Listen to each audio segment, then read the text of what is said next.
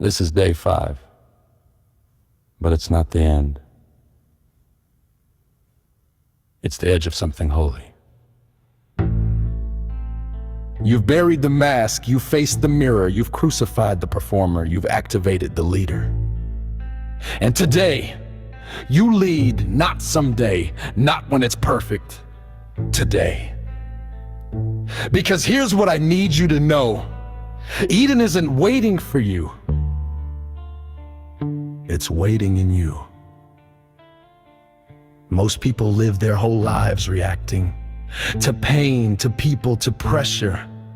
But God didn't design you to manage circumstances. He designed you to carry covenant, to lead your marriage, your mission, your legacy from rest, not reaction. So if you're still here, you're not just looking for inspiration. You're ready to lead as someone who's already trusted. And today, we walk. Later in this session, Jonathan is going to open the door, but not for everyone. The Kingdom Covenant isn't public, it's private, it's sacred. And it's only revealed to the ones who apply. But first, we walk out this final day like it's already done. Because the greatest proof of your transformation is how you move when you're no longer waiting. Let's begin.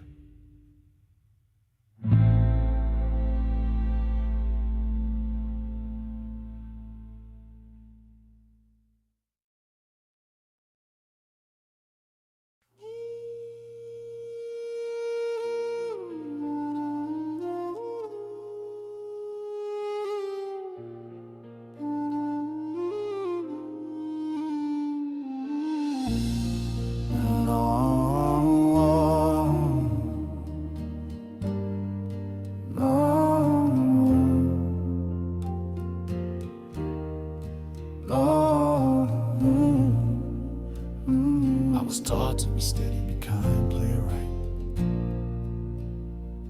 I was taught to be steady, be kind, play it right, hold it close without the fight.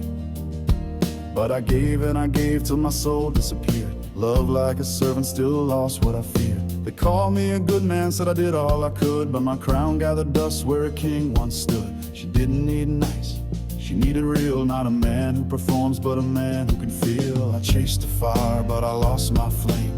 Built her a world while I forgot my name. Then you came in the wreckage and the ash and the end and said, son, now's the time. Let the fire begin. From good man to God man, alright. I buried Adam in the dirt. Let the masks fall with the hurt. No more shame, no more blame, no more plan B. From good man to God man, alright. Let the counterfeit die so the king in me can breathe. From good man to God man, alright. I was sent, not selected, I'm a God man. I let the fire make me free. From good man to God man, and I rise. I remember her fire, it cut like a knife, but now I see it was carving new life. She mirrored the places I didn't want seen, demanded the man, not the broken machine. I'm not here to be safe, to be praised, to be sweet. I'm here to hold glory at the soles of my feet. So I speak with truth, and I stand in flame, and I love like a lover who ain't playing no games. Yeah, I used to shrink, I used to hide, but now I bleed presence, I breathe in the bride. You gave me the sword, you gave me the ring. You said, take your throne, son, let her feel the king. From good man, God man, alright. I buried Adam in the dirt. Let the masks fall with the hurt. No more shame, no more blame, no more plan B. From good man to God man, alright. Let the counterfeit die so the king in me can breathe. From good man to God man, sent, not selected, I'm a God man. I let the fire make me free. From good God-man I ride. I'm done asking to be chosen. I was made to carry heaven, not just for me, but for my son, for my queen, for the legacy to come. Let the silence be broken, let the fire fall, let the boy in me die so the father can call. I don't flinch in the heat, I don't beg to be seen. I wear the weight, I lead the dream. From good man to God man I rise. I buried Adam in the dirt, let the masks fall with the hurt. No more shame, no more blame, no more plan B. Man to God man I rise. Let the counterfeit die so the king in me can breathe. From good man to God man I rise. I was sent, not selected, I'm a God man. I let the fire make me free. From good man to God man I rise. From good man to God man I rise. I rise. I rise. I rise.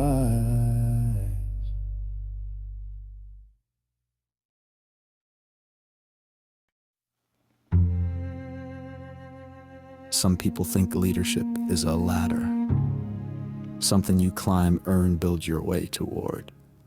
But in the kingdom, leadership doesn't begin with striving.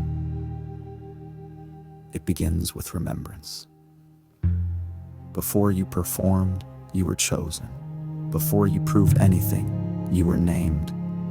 Before you ever built a thing, you were entrusted with everything. See, Eden wasn't just a garden. It was a blueprint, a frequency, a way of walking with God before shame ever taught you how to hide.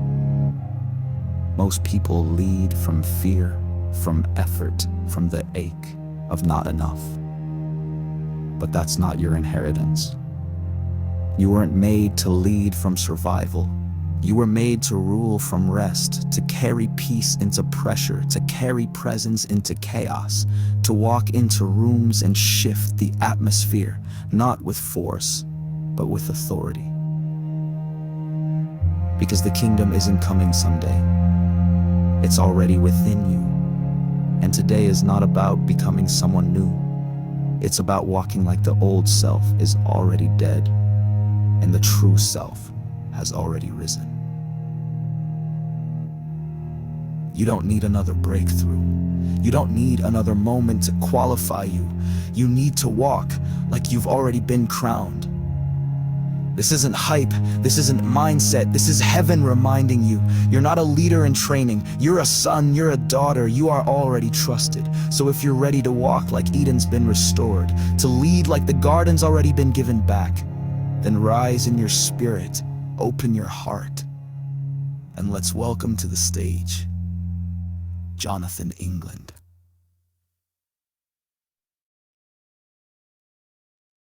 All right. Welcome, everyone. Y'all inspired? You feeling it? Day 5, the final day of the first ever God-Man Challenge. Thank you all for being here. You could be anywhere, doing anything. You chose to be here. I honor you. I appreciate you. I thank you for that. Give yourselves a big round of applause, big pat on the back. So, who here has ever felt like you've been doing everything right, but still felt unseen, unheard, or unfulfilled? Raise your hand. Thank you. And who here has ever watched someone you love slowly lose their fire while trying to keep the peace? Say aye. And who here is ready to stop performing for love and start living from truth, even if it costs you your comfort? Say yes. Say yes. Say yes. All right. Welcome to the final day of the God-Man Challenge. All right. So, where are we at? What is this final day? Well, this final day is called Lead Like Eden's Already Restored. It's walking in completion. So day one, we buried the mask. We looked at the blueprint that we were given, the blueprint, the operating system that we got passed down from Adam and Eve, which was the good man, the good woman. How do we fix it? We're broken, and we got to figure out how to fix it. So we're just going to be as good as we can, because now we know what good is and we know what evil is. And as we are now aware, Adam and Eve were not aware of this, but now we are aware that, I mean, they were aware of it first, but then they bit into the fruit. But what they're aware of, there was only good, because God created everything, all of creation, all the creatures, all the creators, created everything and said it is good. So the knowledge of good and evil means the knowledge of what is and what isn't, because everything that is what? It's good. And so if you were to know about something that's not good, that means you're knowing about something that doesn't exist, which is nothing. The only thing that was missing was what? Nothing. And the only thing that was lacking was lack. And so they walked right on past everything and went for the nothing. And they gave up the truth for a lie. And then once they they gave up the truth of enoughness and they bit into the lie. Now the lie is in them, and it appears without, though it is within. So the lie is, I'm not enough, because it's not enough on the outside, because I'm not enough on the inside. The only reason you ever experience not enough on the outside is because you're experiencing not enough on the inside. And the only reason you're ever experiencing not enough on the inside is because you don't know who you are anymore. And the reason you don't know who you are is because you don't know whose you are. Once you know whose you know who you are, because you didn't create yourself. Now you created your ego self, the separate self, Babylonian, egoic, false, illusory identity. You made that thing up.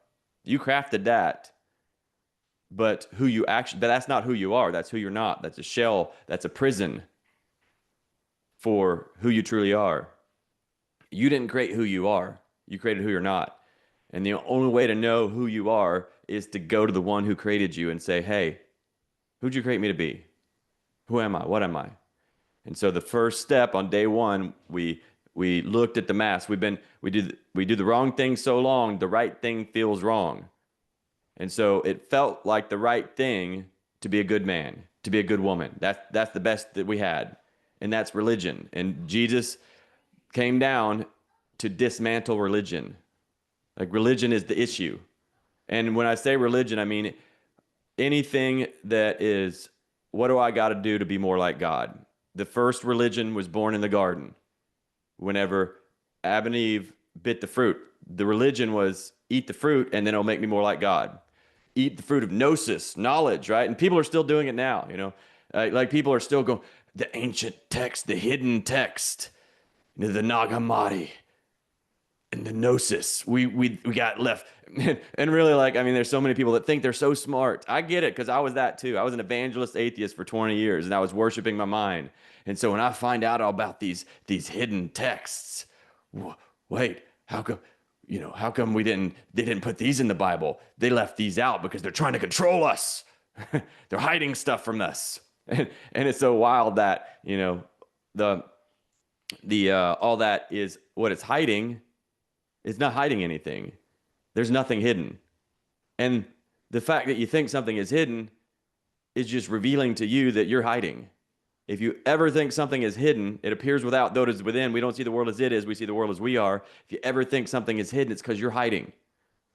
I always say a lot of people feel like they're not heard.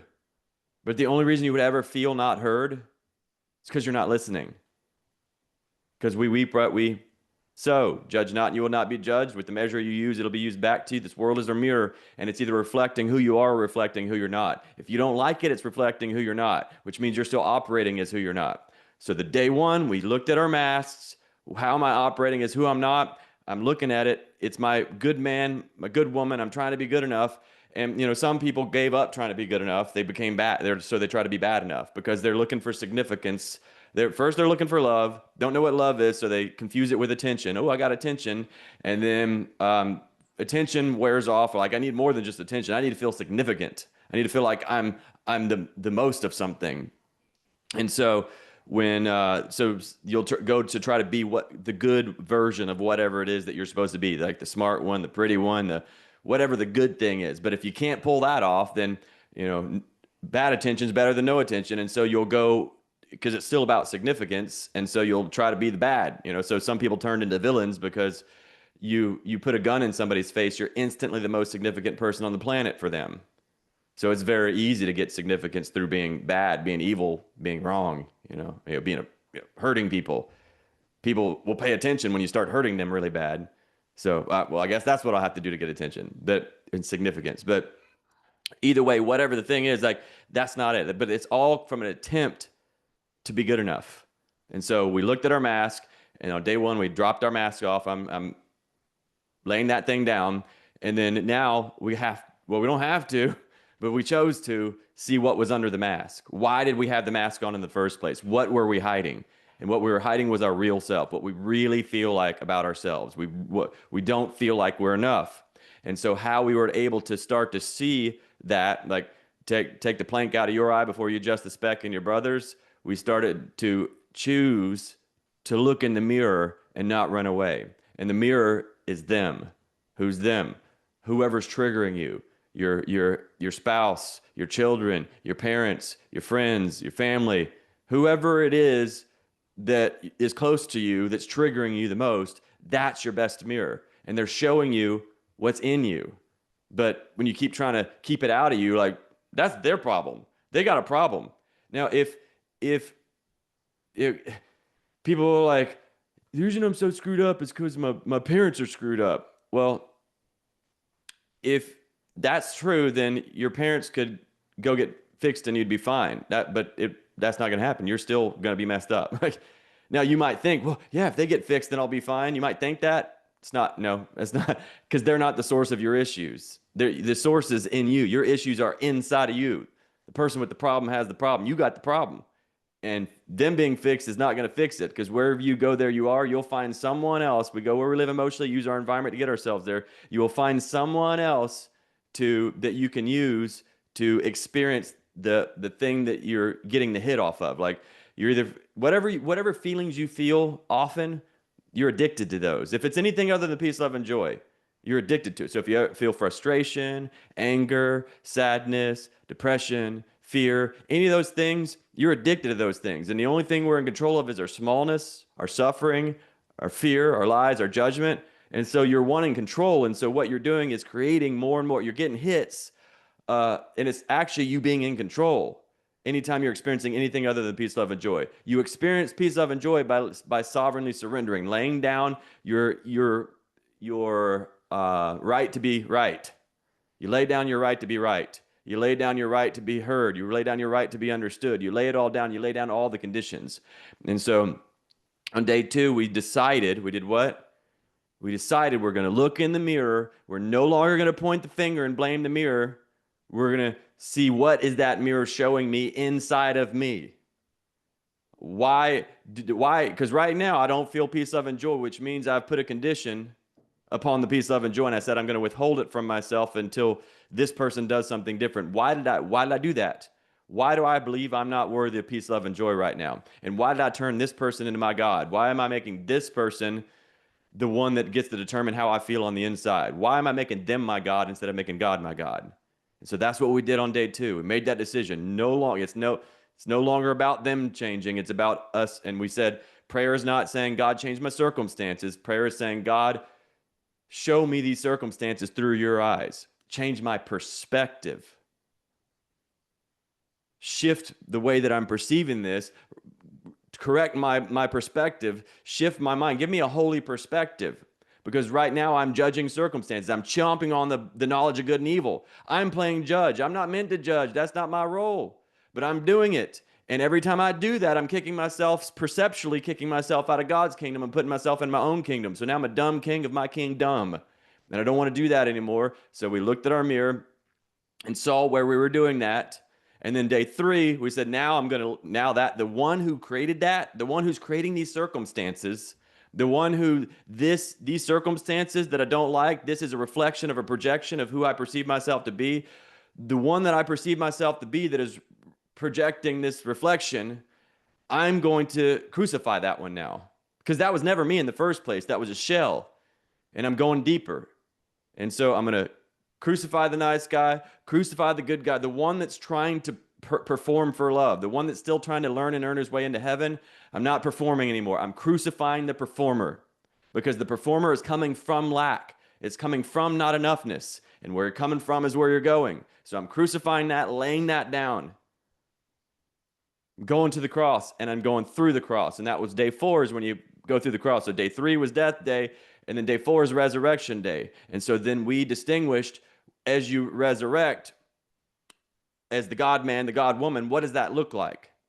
And we looked at the 5 different aspects of, and you know, as you resurrect, you're a whole being with facets. And we talked about the priest, the prophet, the king, the warrior, and the lover. That you rise up with all those aspects, a fully embodied God-man, God-woman on earth as he is in heaven. And so we woke that up, dialed that in, distinguished it, discerned it, and started to grow that. And so now we're in day 5, the completion day, where we are no longer trying to get somewhere. We did it. And so where you're coming from is where you're going in eternity, and we're eternal beings. Remember, the awakening is when you remember that you're not a human being having a spiritual experience, you're a spiritual being having a human experience. Jesus said, if you want to enter in the kingdom, you have to be born again. You were born first of flesh. What that means is you were born, you think you are this body, you think you're these thoughts and these things that you've accumulated because you think you're a child of your mom and your dad. That's not who you are. That's who you're not. You are not a child of your mom and your dad. The Bible says that we were born first as children of Satan. And then if we receive grace, we're adopted out. Adopted from Satan's family into God's family. When we receive grace, when we make Jesus our Lord and Savior, now we get adopted out so we can shed off that false self. But you can't solve a problem at the level of consciousness that created it, and you can't see the picture when you're inside of it. So he comes into our sin. The wages of sin is death. What is sin? Sin is the perceived separation from God. It's a perception to be corrected, not an action to be punished. The actions come from the sin. Thoughts lead to emotions, lead to actions, lead to the result. So the actions, if you're just punishing actions, oh, you sinned. Like, yeah, you sinned. You had a false perspective, and that's why you took that action. The reason you took the action that hurt someone else is because you were hurting.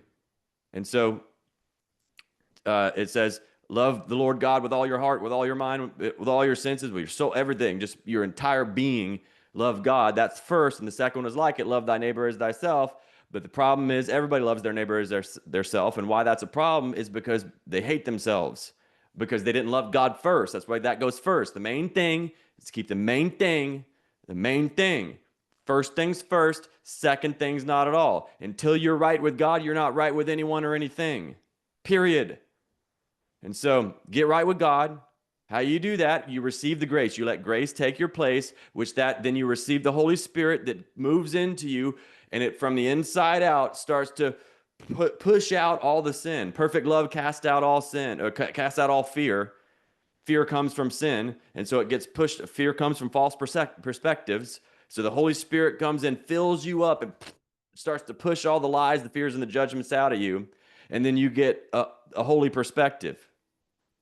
So let it fill you up from the inside out and push all the nonsense that got programmed when you were perceiving yourself to be a consumer. You were consuming this world instead of being the Word made flesh. Instead of following God's word and being God's word made flesh, you were consuming the world because you were perceiving something was missing. You were perceiving something was lacking, but that's the sin. The perception of something missing.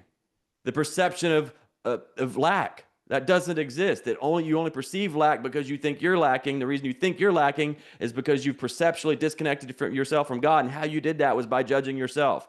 You judged yourself first, and then it shows up on the outside, because anytime you judge anything on the outside, that's just you judging yourself. And anytime you're judging anything on the outside, you're judging yourself and you're playing God. You don't get to judge yourself. I mean, you can, but the self that you're judging is not the self that God created. It's the self that you created.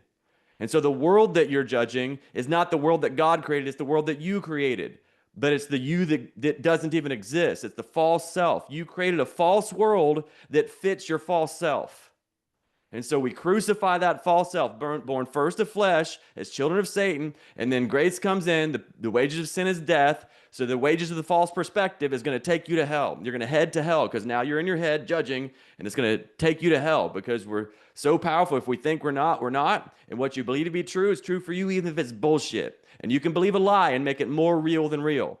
And that's where we're headed until Jesus comes in. The wages of sin is death, so he paid the price to come into our sin. It's not his sin, it was our sin. He didn't have a false perspective. He didn't have a perceived separation from God. He was one with God. He said, if you've seen me, you've seen the Father. Everything that I'm doing is because my Father said so. Not my will, but thine be done. I am a representation of the Father on earth as he is in heaven. And so he entered into our sin, our false perspectives, with the right, correct perspective. And he paid the price. Because when he went to the cross, before he went there, he prayed, God, is there any other way? God said, no, this is the only way. And he was sweating blood because he did not want to go to the cross. And it's not because he didn't want to die. It's not that he didn't want his body to die. It's not that he didn't want his body to get ripped to shreds and spit on and all that. It's that he was about to take on the sins of humanity. What's the sin? The perceived separation from God. He was about to take on the perceived separation from God. And you saw it happen. He actually did it because he said, Father, why have you forsaken me? He took on our perceptions for us. But the thing about him taking on sin, a perceived separation from God, is he did it by command. God commanded him to do that. We did it so we could get what we wanted. He did it so he could give what God wanted. And so when we received that, he flips the whole thing back up like we were born insane, in an upside down, backwards, insane world. We're born into sin. And so he comes in and flips it back over if we receive him. And so once we received him, we are born again, now born of spirit. We've been adopted, and now we're the Christs. John Christ and Hunter Christ and Chad Christ and Larry Christ and Frank Christ and Sarah Christ and Donna Christ and Eric Christ and Brian Christ and Caleb Christ and Michaela Christ and Yarixa Christ and Cole Christ and Bradley Christ and David Christ and I don't know, I'm Phoenix Christ, Robert Christ, I'm just Anissa Christ, right? We're the Christs. We get his last name because when you get married, the woman takes on the man's name. And we're in a marriage is like Jesus is following the Father, and then the men are following Jesus, and the women are following the men. And when we get married, the woman takes on the man's name. But when the man gets married to Jesus, he takes on Jesus' last name. What was Jesus' last? I mean, it was Jesus of Nazareth, but it was Christ, the Christ. We take on his last name. Now we're the Loves. And so we get married, and when you get married, it's the leave and cleave. That's what, when you get married, you're supposed to leave and cleave. You're supposed to leave the family that you were born into, and then cleave to your new one and build a kingdom. You are now the king of this kingdom. And so we leave and cleave, we leave the family, receive the new family, our true family, and then establish God's kingdom. Now we be fruitful and multiply. And so that's what today is all about, is now we've done it. We've been born again. And so in time, the further you get from the beginning, the closer you get to the end. But in eternity, the further you get from the beginning, the closer you get to the beginning. And we're eternal beings. So we're in eternity, where you're coming from is where you're going. And if you're coming from fear, you're going to fear. Faith without works is dead. But also fear without works is dead. But once you act from the fear, you reinforce the reality. We manifest our reality with our subconscious belief systems. Manifest doesn't mean to create. It means to make obvious what is already there. What's wrong is always available, so is what's right. We choose what to focus on. What you focus on expands. But the one that would ever focus on what's missing is the child of Satan, is the child of sin. There's nothing missing. And to even perceive something missing, that's how you know that you don't have the right mind right now. You've got a false mind. You've got lies in your eyes, fears in your ears, judgments in your heart. So we're born again. We get a new heart. We get a new mind. We're a new creation. And it's time to walk like it. It's time to talk like it. I am not like who you see standing before you today. 15 years ago, I was a broke, ignorant, blackout, drunk, atheist beach bum. Like and I had the fruits of that. That was the identity. I mean, the identity was someone the identity was someone who's been rejected by God. I didn't say that, but that's what it was, and I didn't think that I mattered. I'm a reject that doesn't matter. That was the identity, a reject that doesn't matter. Because when my brother died, I'm like, either there's something wrong with me or there's something wrong with God. Because, I've been a good kid. I was a really good kid. I'd never even made a B my entire life. I did everything right. And at 12 years old, my brother dies. I'm like, well, there's nothing, I can't be any gooder. And now I'm punished. My brother's dead. So either there's something wrong with God, or there's something wrong with me, or there's no God. That's the only thing that I could conclude with my good mind. And I judged God. And that is, you do not want to do that. See, Job thought about judging God because God let Satan test Job by taking everything. And then Job's like, God, hey, can you at least tell me why you did that? Why did you let Satan do that? And remember what God's answer to Job was? He basically just said, you won't understand. And the reason he said, because it's the truth. He's like, where were you at? Where were you at when I created all this stuff? Do you know where the winds are coming from and where they're going? You don't know any of this stuff. There's no, from your perspective is too small for me to tell you why that happened. Later, when you grow up as a God man, you'll know. I'll share with you. But right now, you just can't. There's no way to tell you. I mean, I've got a 4-year-old son. There's certain things that I want to teach him. I want to share with him. I want to show him, but he just can't comprehend it right now. And so it's about humbling yourself, because your beliefs, your judgments are the entire problem. Any problem that you've ever experienced your entire life, it came from your beliefs, from your judgment. Period. Because God's kingdom is perfect in every way. There's no suffering, there's no sin, there's no death. Period. That's God's kingdom. And God's kingdom is the only actual kingdom. What we've been perceiving is Satan's kingdom, but it's not real. It's built on lies. It's built on lies by lies. It's an illusion. And we've made an illusion more real than real. And so we're born again. And now when you're born again, I'm not the same person. So when grace comes in, Jesus said to the woman that was caught red-handed, and they're like, okay, hey, wages of sin is death. We need to stone her. We caught her red-handed. Let's kill her.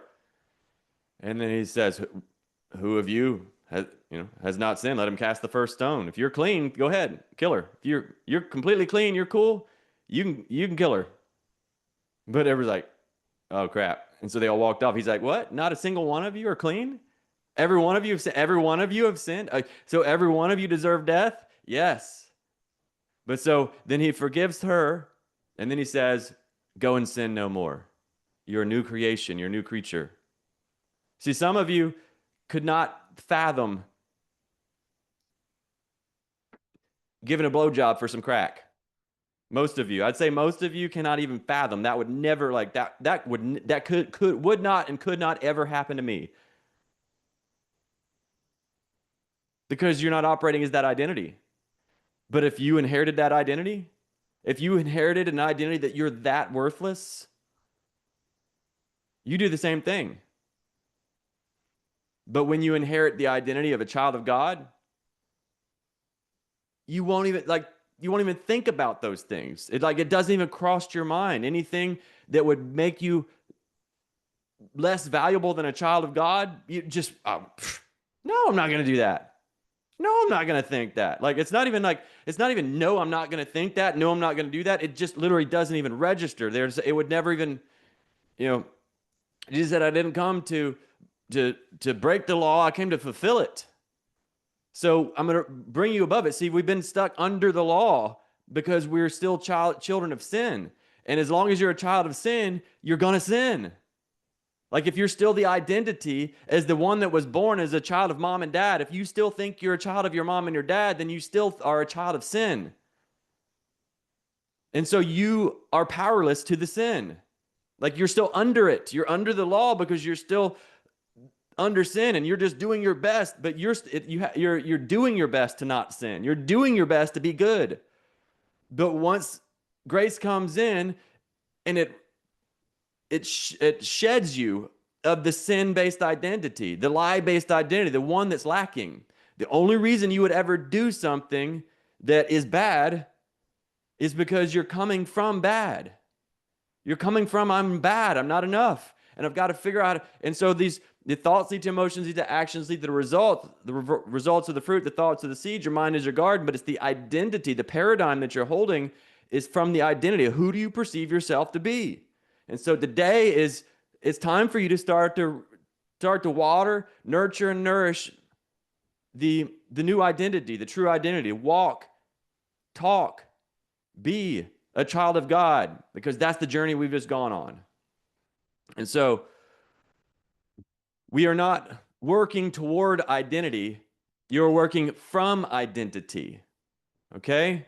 We're not trying to get there anymore. As long as, see, when we do that resistance release pattern, the thing that we do, I'll say, I let go, I release my fear, and then I release my desire. They're holding each other up. So my fear is, I don't want this to happen.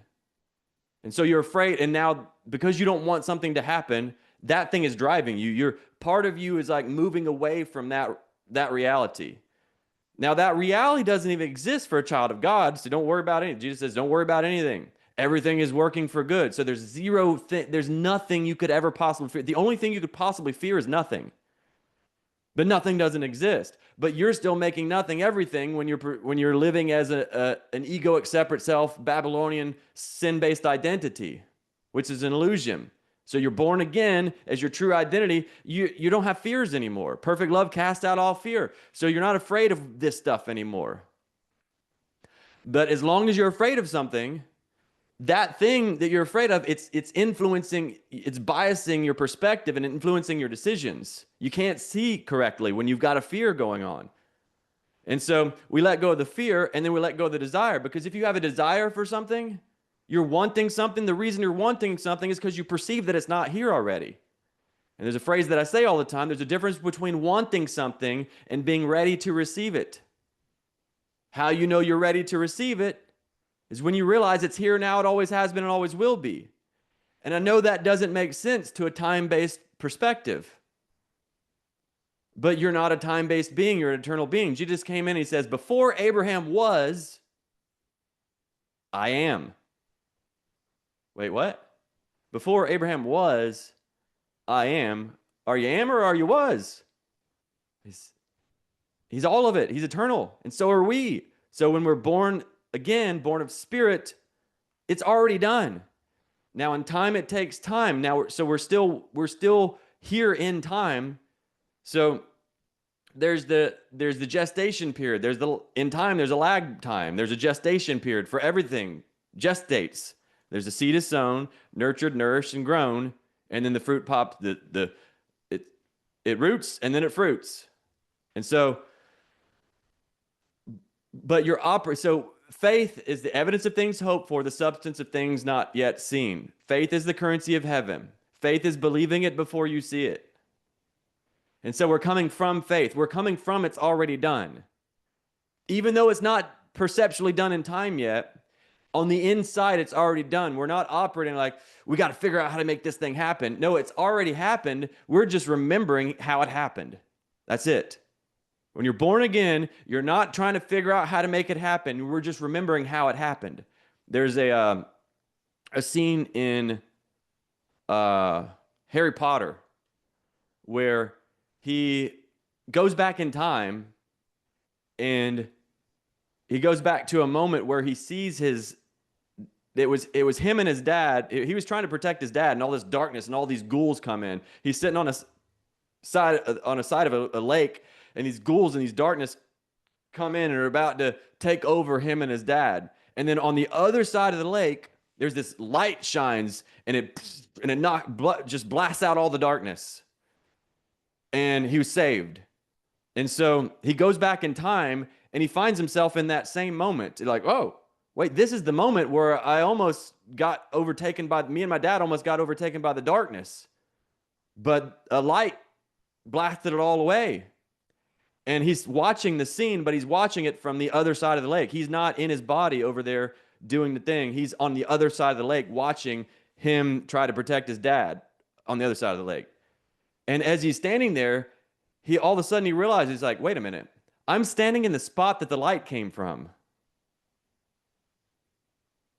And he's like, oh, I'm standing in the spot that the light came from, and there's no one else here.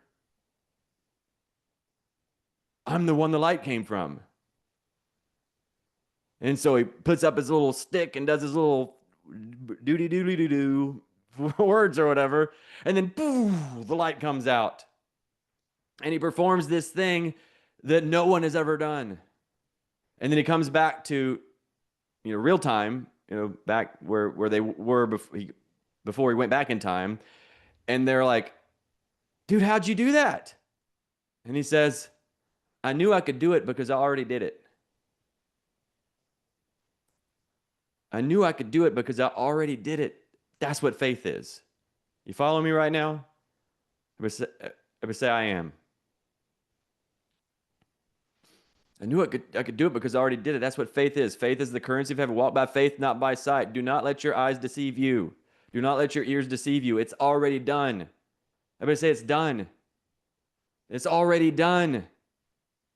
It's not about what I do. That's religion. And that's what Jesus said. And his last words to us, like before he went to the cross, it was all about woe to you. It was all the woes. Do whatever you do, don't do this. This is his last message to all of us. And it was all about religion. Whatever you do, don't do. Just remember me. It's done. That's the difference between religion and relationship. Relationship with him. And then when you have a relationship with him, when you know who he is, you know who you are because you know whose you are. And then he crowns you as the king of your thing or the queen of your scene. He shows you what your difference is. And he guides you. And now that you're done, you're done. Now that you're done seeking and searching and yearning, you're done. And you can be, and then when you be done. He's going to do you. He's going to start using you. And he says, my burden is easy and my yoke is light. There's no weight on your shoulders anymore. You're free and being used as a representation of God on earth as he is in heaven. So when you're done, everybody say, when I'm done, I'm done.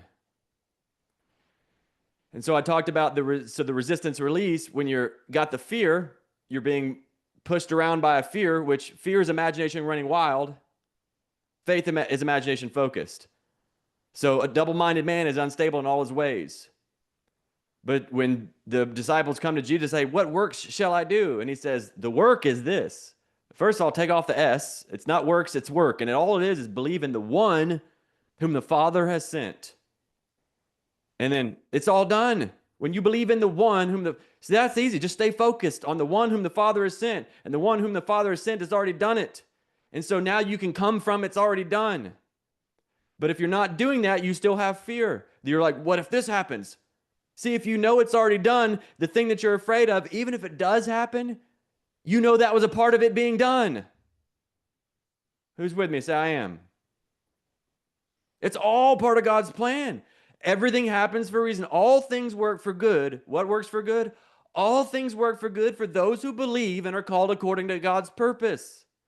And so once that's done, it's done. You know everything. When you are a child of God, you know everything is working for not just good, but for God. Thank God that happened. Thank God that happened. Thank God that happened. The things that you're like, whoa, your judgment cap tries to come back on. You start trying to judge. Oh, this is bad. No, you thank God that happened. Thank God this is happening right now. Thank God, because this is part of the plan. If you're watching a movie and you think you know who the killer is, and then you get to the final scene and suddenly you realize you didn't know who the bad guy was. You thought the bad guy was the good guy and the good guy was actually the bad guy. You missed the whole thing because the past is rooted in the future. Until you see the end, you don't know what this moment is for. You don't have that perspective. So humble yourself and just trust God. And the only way to do that is by knowing that you are a child of God and He loves you and He protects you and He provides for you. And when you're coming from that, you no longer have fears of what might happen because you know whatever's going to happen, it's going to be awesome. And it's going to, even when it looks bad, you know that's a lie. That's a lie from Satan. And so you no longer have the fear, but you also no longer have the desire. You're not trying to yearning for something, because if you're desiring the thing, I really want this to happen. The reason you're wanting the thing, you don't want the thing, you want what you think the thing is going to give you. But if you think the thing can give you something, that means you perceive yourself to be lacking something. If you perceive yourself to be lacking something, where you're coming from is where you're going, the thing is always going to be lacking.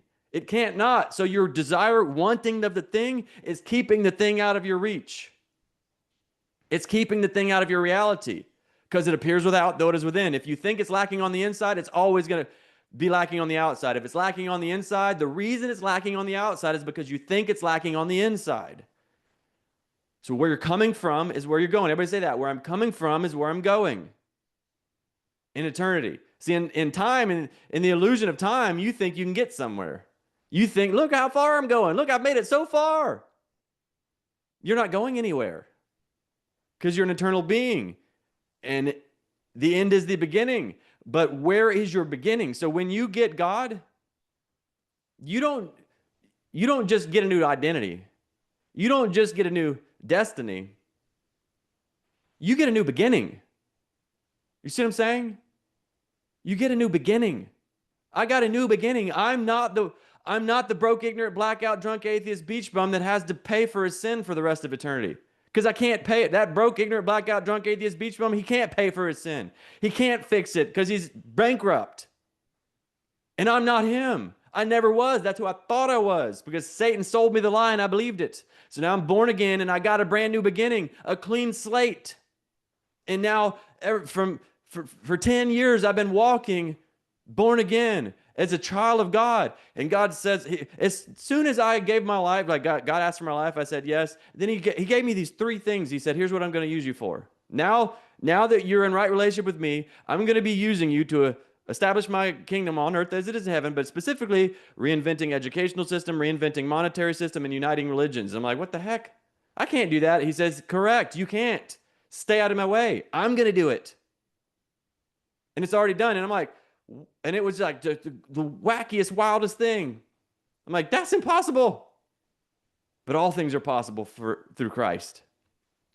And so, but once it was done, I'm like, well, and I've just been walking as if it was done, even though like everything is like, my logic says this is stupid. It's stupid to talk like this. It's stupid to say these things. But I've just been walking because I trust God. I believe in what He says. He cannot lie. And I'm just like, okay. And I just trusted Him. And it's like, everything is just unfolding. It's all happened over the past 10 years. Impossible. Holy crap. I just realized it's like almost an hour's already happened. Goodness. I'm an eternal being, right? And so, but it's already done. So that's what today is all about. Everybody say, heaven's here, the lie is gone. I've been crowned, I'm moving on. Say it again. Heaven's here, the lie is gone. I've been crowned, I'm moving on. One more time. Heaven's here, the lie is gone. I've been crowned, I'm moving on. See, God is making a new way where there was no way before. But the reason there was no way before, because there was no way for who you perceived yourself to be. The one you perceived yourself to be can't make it. That one you perceived yourself to be was always destined for death, was condemned already. Thank God that was not you. That's who you're not. And thank God you got adopted out of that illusion and you remembered who you are. And now it's time to walk like it. Everybody say, I'm a child of God. Everyone say, I'm royalty. And so now it's time to walk like it. It's time to talk like it. It's time to think like it. It's time to act like it. It's time to be it. That's what today is about. It's about being it, being who he called you to be. God does not call the qualified. He qualifies the called. And if you've been called, it's done already. It's already done. You don't have to figure it out. Your job is the what and the why. Let go of the how and the who. You just need to know, what did you call me for? Okay. Why'd you call me? Okay. And well, here's what I'm doing and here's why I'm doing it. And then he's going to handle everything. Now, when I say he's going to handle everything, he's going to give he doesn't give everything to you. He gives everything through you because he's using you to establish his kingdom. But it's going to be given to you, or it's going to be given through you from the inside out. So you've got to be walking from it's already done on the inside. You have to trust him more than you trust what you see in the world and what you think. You just trust him. So we're no longer working from the head down. We're working from the heart up. We got a new heart. He circumcised our heart. He circumcised the old heart, that the dead heart off of us. So now our heart can breathe again. And now we've got the Spirit flowing from our heart up. So now the Spirit, from inspiration to information, the Spirit, because when we were in Satan's kingdom, we were living from the head down, like we were informing ourselves to death, playing chess with life. Well, if I do that, because it's all on us, I got to figure out what I need to do. I got to make my plan. If I do that, then that could happen. If I do that, that could happen. But we stop. No. We just seek first the kingdom. All these things will be added to us. And so we go from the kingdom. Now we get the Spirit of God from inspiration. The Holy Spirit, the fruit of the Holy Spirit is peace, love, and joy. So now the Spirit moves our energy and motion into peace and love and joy. So that's the frequency that we're coming from. And then that Spirit and that energy and motion moves our mind to information. Now we have information from the inside out, and it starts to form. And so we inform the world on the form that it's meant to take. And it follows us instead of us following it. And so that's where you're coming from now. You're no longer chasing anything. You're no longer trying to get something. You've already got it all. You're just remembering. We're remembering our perceptual future. It's already done. Everybody say it's already done. If you didn't get this, you didn't get it. Like, this is it. This is the whole thing. It's already done. There's nothing to worry about. Jesus says, do not worry about a thing. Count it all joy. Because you've been adopted. You're coming home. Like, it's already happened. You're coming home. And there's nothing and no one that can stop that. Not even you. And so now you can just relax and be. And then from that being, relax, that unconditional peace, love, and joy, you're going to be moved. You're going to be moved to move this world. You're going to be moved to build movements, to move the world back home into right perspective, back home into the kingdom. And it just starts to unfold like a supernova, starting from within you. Starting today, or it actually started yesterday. If you received your true identity. Well, it started 2 days ago when you died, when who you're not died. And then yesterday, who you are was resurrected. And now you've got your God, man, God, woman identity. That you don't have it. You are it. That's who you are. I can't stress this enough, or to stress right now the road. I can't, whatever this enough, that this is not who you're trying to become. This is not who you're trying to be. This is who you are. You cannot become the God man. You cannot become the God woman. You are the God man. You are the God woman. So when we do the resistance release, we let go of the fear, we let go of the desire, because those are time-based duality, karmic cycles, illusions. It's not done yet in that illusion. But so we let go of those, they're holding each other up, so that's the illusion. And then when we do the final thing, I always say, I am blank and always have been. I accept that I am, whatever the thing is. So yesterday, I accept that I am a child of God and always have been. Now, that doesn't make sense to the ego. What do you mean I am and always have been? If you were to say, I am happy and always have been. What? No, I remember times when I wasn't. No, the one that wasn't. The one that wasn't. The one that's saying, no, I wasn't happy 5 days ago. That's who, the one that wasn't. That's not who you are. That was your egoic, separate self, sin-based identity that had conditions upon love because he was a child of sin and had not been adopted. That's not you. That's not your past. That's not your past. That's a life that was never yours. You're born again. You remember who you are now. And now that you remember who you are, you remember who you've always been. You've always been this eternal being with God.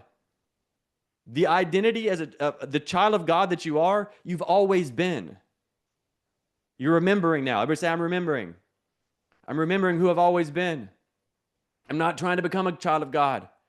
I'm not trying to become a God man or God woman. I'm remembering who I've always been.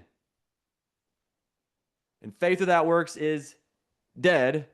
So now that I remember who I've been, I'm going to walk like it. I'm going to talk like it. I'm going to act like it. I'm going to think like it. I'm going to be it. I am it. I can't not be it. I can't not talk it. I can't not walk it. I have to because this is who I am. Everybody say, this is who I am. And so we do the resistance release, fear of the thing, desire for the thing. Let all that illusions go. Step into the I am.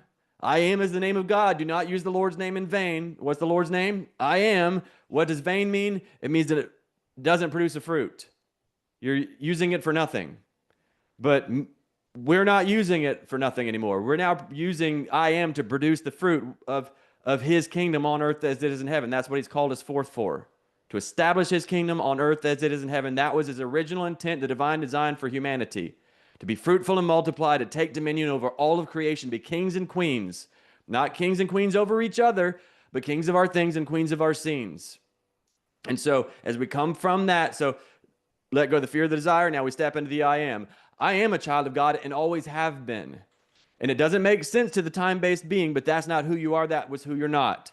And so who you are is a child of God who is and always has been. When a little child first finds out that he's been lied to his entire life about Santa Claus, and then he finds out there is no Santa Claus, the one who says there was no Santa Claus did not kill Santa Claus. It revealed that there was no Santa Claus in the first place. So when you remember who you are, we're not killing who you're not. We're revealing that who you're not never existed in the first place, and who you are was always there. And so that's what's remembering right now. That's what's awakening right now. Your true self. Nothing real can be threatened. Nothing unreal exists. Herein lies the peace of God. The peace of God that there's nothing to worry about. It's the peace of God because there's nothing to worry about. The only thing to worry about is nothing, and nothing doesn't exist. But you've got everything, and it's time to remember that now. All right, I'm watering those seeds, nurturing those seeds as much as I can because this is the most important thing for moving forward. Is walk from where you're coming. Everybody say, where I'm coming from is where I'm going. Everybody say, I'm coming from the kingdom. I'm coming from heaven. So where are you going? You're going into the kingdom. You're going into heaven like it's done. And there's nothing that can stop it. No one, no thing. He who is within me is greater than he who is within the world. And if God is for me, who can be against me? No one. Everybody say it's done. So, yeah, I can't believe that time just flew right on by. Goodness. Let me see if there's anything. I didn't really. I had some notes here, but I didn't even look at none of them because that was just so inspired. This is, Yeah, so we got identity, intimacy, influence. Most people just manage their marriage. They manage their mission. They manage their emotions, but you're invited to master them as your new default.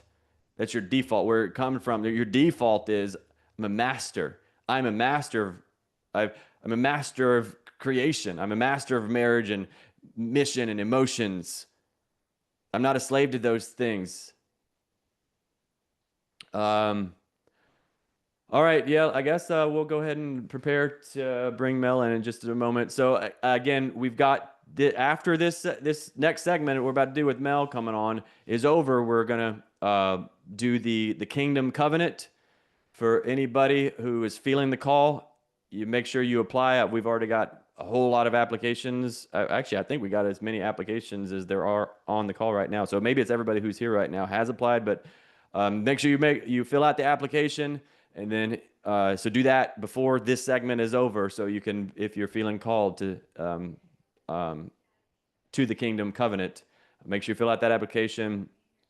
What else before we move on? Is there something? Yeah, this was never just a challenge. It was a crossing. It was a threshold into a covenant for men and women ready to walk differently, not because they're better, but because they're done. Everybody say, it's done. Everybody say, I'm done. Everybody say, it's done. I'm done. I'm done by God. I'm not doing anymore. God is doing me. So today's homework, you've got, and again, you've got your workbooks that have it all in there. But for men, where are you waiting for her or anyone to validate your leadership? What would shift if you walked today like God had already trusted you with legacy level power? How would you be walking? How would you be talking if you knew that God had already entrusted you with this? He'd already given you this. You're not trying to earn it. He'd already given it to you. This is yours. This is what I created you for. If God said, here's what I created you for, you cannot fail because I made you for this. How would you walk? How would you talk? What would shift in you if you walked today like that was already done with legacy level power? Today's activation, you're going to hold space, speak truth, lead boldly, not to earn leadership, but because it's already yours. For women, where are you living like you still need to be proven or chosen? So many women are just, you need to choose me. I need somebody to choose. God already chose you. Stop trying to get a man to choose you. You're already chosen. The reason you're wanting a man to choose you is because you don't remember that it's already done. You've already been chosen. You don't remember that you're a queen. You're still thinking you're trying to get some man to tell you that that's true. No, and it appears without, though it is within.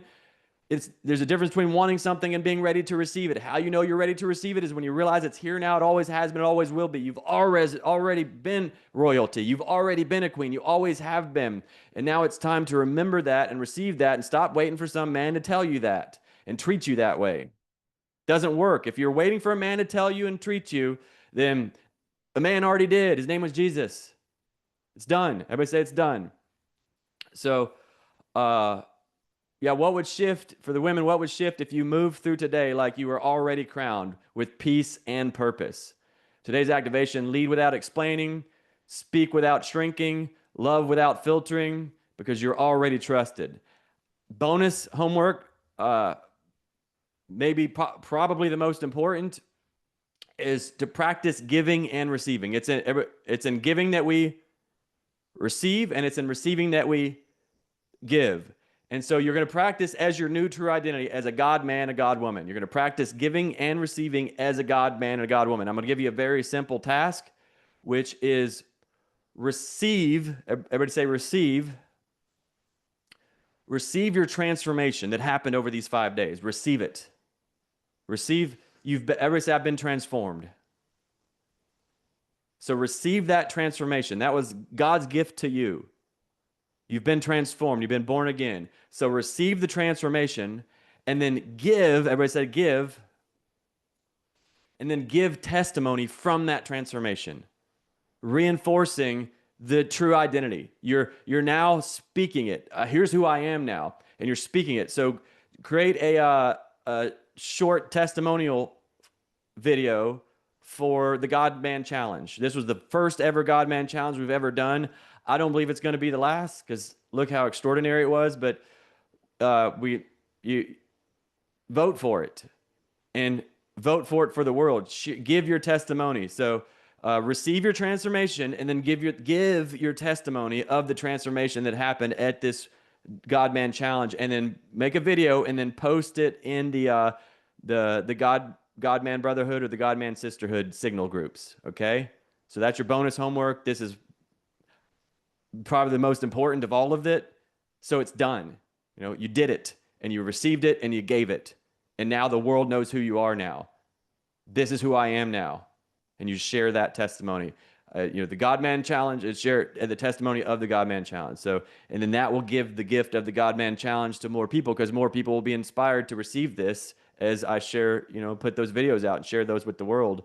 And then we can do this God Man Challenge again and start the ripple, the movement to share this gift of the God Man, God Woman, the remembering of who they are to the rest of humanity. All right. I think that's it. Again, make sure you fill out your application if you have not done that yet. I'll be right back in just a few minutes, but let's do our little chant one more time. Heaven's here, the lie is gone. I've been crowned, I'm moving on. One more time. Heaven's here, the lie is gone. I've been crowned, I'm moving on. All right, great job, everybody. Give yourselves a big round of applause, big pat on the back. And let me put the music back on for just a moment while I bring my beautiful Queen Mel back on up here for our very final Q&A. All right, here you go. See you in just a few minutes.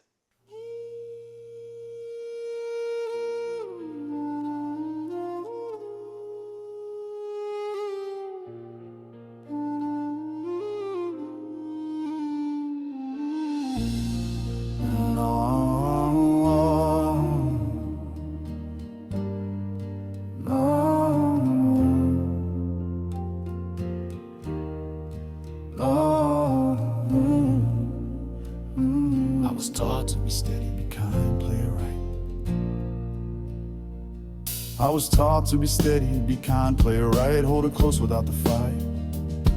But I gave and I gave till my soul disappeared. Love like a servant, still lost what I feared. They called me a good man, said I did all I could, but my crown gathered dust where a king once stood. She didn't need nice, she needed real, not a man who performs, but a man who can feel. I chased the fire, but I lost my flame. Built her a world while I forgot my name. Then you came in the wreckage and the ash and the end and said, son, now's the time. Let the fire begin. From good man to God man, alright. I buried Adam in the dirt. Let the masks fall with the hurt.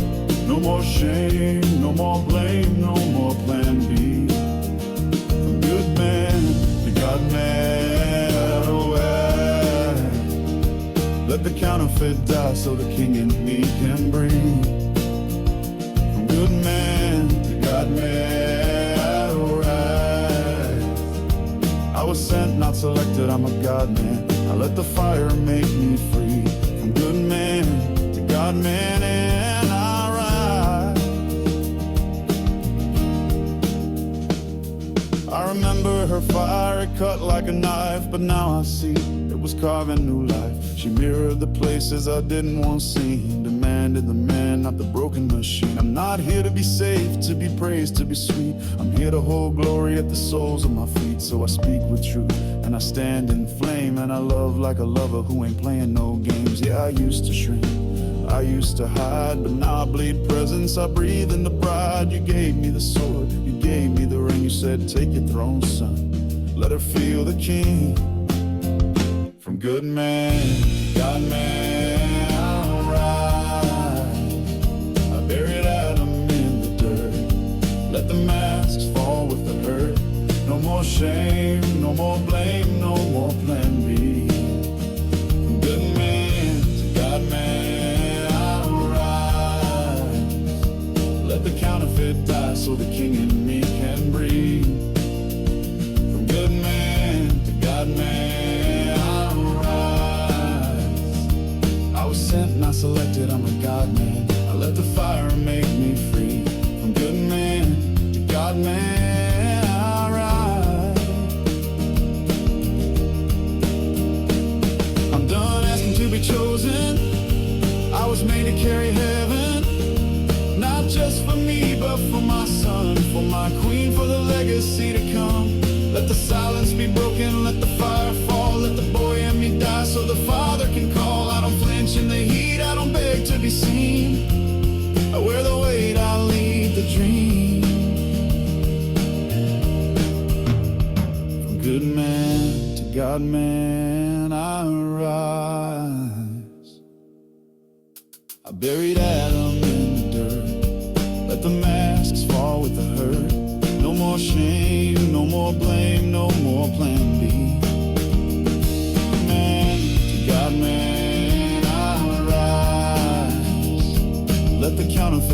die so the king in me can breathe.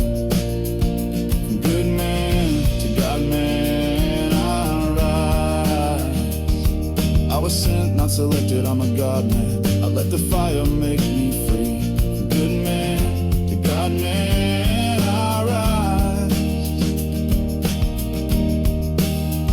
From good man to God man I rise.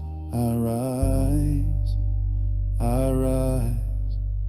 I rise.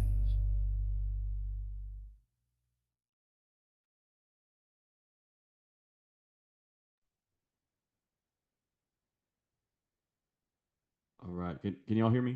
Can you hear me okay? Do you hear me? Yeah? Okay, cool. All right. Well, I see Marquise is already ready to go, so I'm not even going to say anything. We're just going to. It feels like there's something alive already, so let's go with that flow. What's up, Marquise? Hey, John, it is a little Yes, low, can you the hear me? volume. Mine's low. It Okay, hold on a was second. How about Can you hear me? now? Can you hear me now? Yes, You hear me good? Yes, it's better. yes. How about now? You hear me good now? You went down. I went down. How about now? Hello, hello, hello. Hello, hello. Yeah. Hello. Hello. That's good. That's it right there. Okay. And Mel, you check yours. Test, test. Hello, test. Can everyone hear Yes. me? Yes, We're yes, both good. yes. All right, go ahead, Marquise. John, I just wanted to congratulate you on this God Man Challenge and the completion of it. I'm more than grateful to have met you, brother. Man, a year ago, I was just buying my plane ticket to come to Remember 6. And I didn't know how it was going to go. I just knew that the life that I was living, like what I was doing back in my old neighborhood, my old life, I knew that I wouldn't be alive very much longer. And so I made the decision to come here, and you guys have opened your hearts and opened your home, opened the village. And I just appreciate that. Man, I know I've come a long way, and it hurt. It hurts for me to let go a lot of the old that I once knew and loved, but I knew and I know now that that is what was killing me.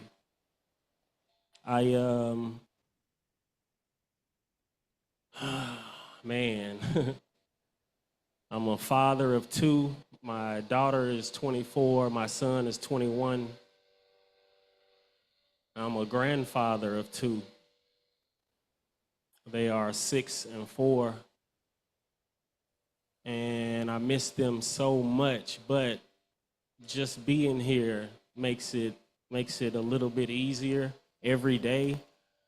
I appreciate you guys for the sovereign surrenders on Wednesday, the spiritual gatherings that are like church but not religious at all. Like, I grew up in religion, and my family was a family of Freemasons and Eastern Stars. And the children are sacrificed like day one, not like a come in and you die type of sacrifice, but like our entire lives are given to Satan, and sin is everything. Like we're hypersexual. Like, I was having sex at like 12 years old, John. Like, and like death is like so common in my neighborhood. Like, people. I just went on Facebook a couple of days ago, and a friend of mine, his son, was shot. I thought he was dead when I went to sleep, but I woke up the next day and he actually survived. But it's like, I don't know, the types of things that I've gone through in my life and I've seen, I know that it's me attracting these types of things. Like, for the longest, I felt like I had to protect my mother because I never felt safe. I actually had to, well, I didn't have to, but I chased one of my mother's friends out of the house, down the street. I thought I needed to protect my wife the same way, my children. Protection in my neighborhood looks like you either dying for the love or killing for the love. And I don't know, the more I listen to you and what you have to say, I know that just laying it all down is the only way, just giving it all to God. It's been hard, it's been rough, bro, like shit.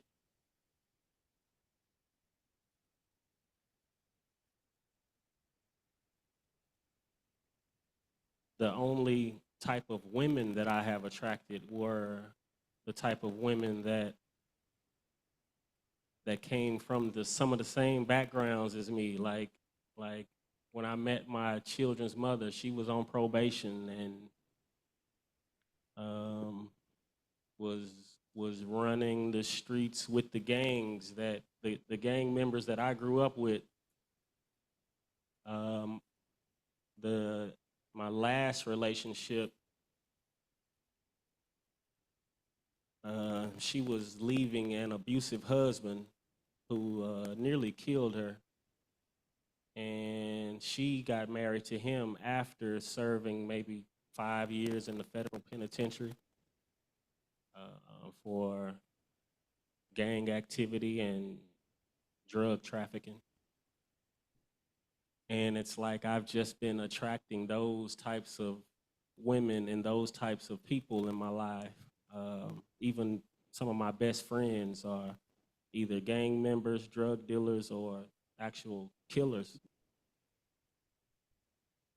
So to bring it back to the beginning, I appreciate you and I'm very grateful for the spaces that are held here for someone like me. Like, even though I come from some of the darkest places,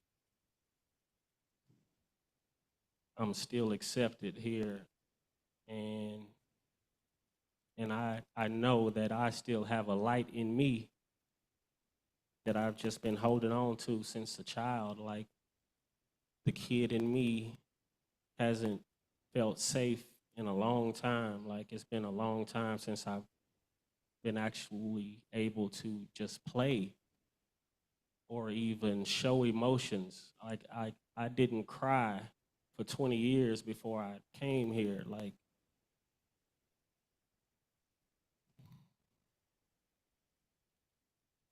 thank you.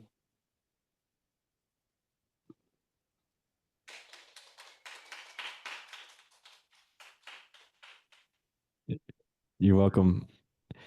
And it's in giving we receive, and it's in receiving we give. And so, thank you for receiving it. Not everyone does. We give like this to everyone, and some people are just punching us in the face, and just being mean as shit. Like, and we're literally treating everyone with this unconditional love and compassion and abundance and giving. And so I receive your thank you and I return it back to you. Like, thank you so much for, so if we don't want your pain be in vain, turn your mess into a message. But then, when you give it out, it's still, even when you make the message, it's the pain is still in vain until someone receives it. So thank you for receiving it so fully. I remember when you came to that, and then I remember where I was sitting up there by the water slide and you were walking by, and I can't, and you're like, yeah, I'm leaving tomorrow or something. And I'm like, why are you leaving? He's like, well, I thought I had to. Like, well, no, I mean, this is, we live in God's world. Like, there's no have to do anything. Like, just ask God what He's got planned for you, and then you obey, and then He will open up doors that are closed in our perception, but they're only closed because of our perception, because of our disconnection and our disobedience. They're and once you receive God, the only doors that are closed to you are the ones that take you to hell. But all the ones that bring you into heaven, they're wide open. All you got to do is ask. All you got to do is say yes. Yes. You you have something, Mel? I feel Mel feeling.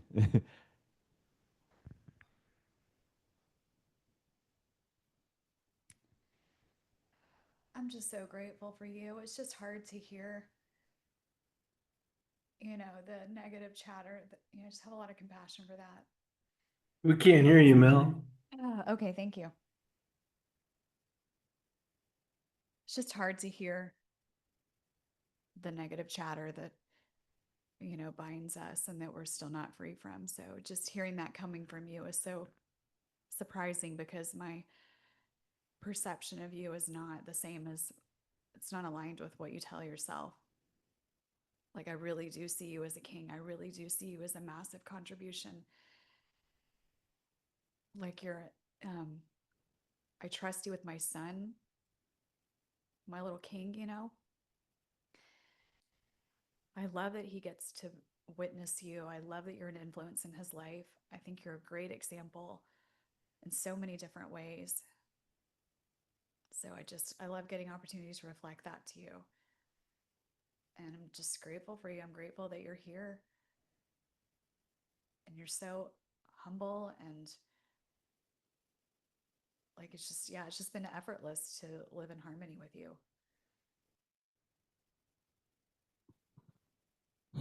Thank you. And man, I don't know. I couldn't imagine a better year. Like this has been the greatest year of my life. Like, who knew? Who knew? I get to play with a live band on Sundays. I get to be in the visionary leadership program. We have birthday parties pretty much every week. Yes, yes. Pool parties and drum circles. This is beautiful. I thank you guys. I love you. Love you too. Love you too, brother. Thank you for receiving, Marquise. It can be so hard. You're welcome. All right. Anyone else? Anything coming up? I just love Frank. Look at Frank there. Frank the Tank. What a God man Frank is. Thank you for being here, Frank. Sharing your heart with us. I remember Frank, that remember experience. He showed up and gave his whole heart, poured it all in. And I'm just so glad that you're still here, a part of our community, and appreciate you, brother. Oh, here comes Noel. Let's go. I think, what was it, day one or day two? I was like, I don't ever know what's going to come out of that woman's mouth, but I know I'm going to enjoy it. It's going to be left field. What was her last one? Oh, Spit out the fruit, bitch. I don't. I can't remember what it was, but it was great. So still don't hear you.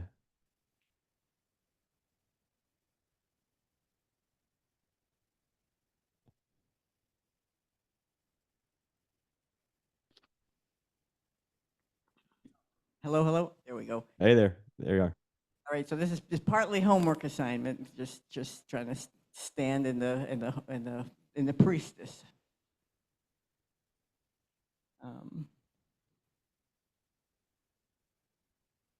Who's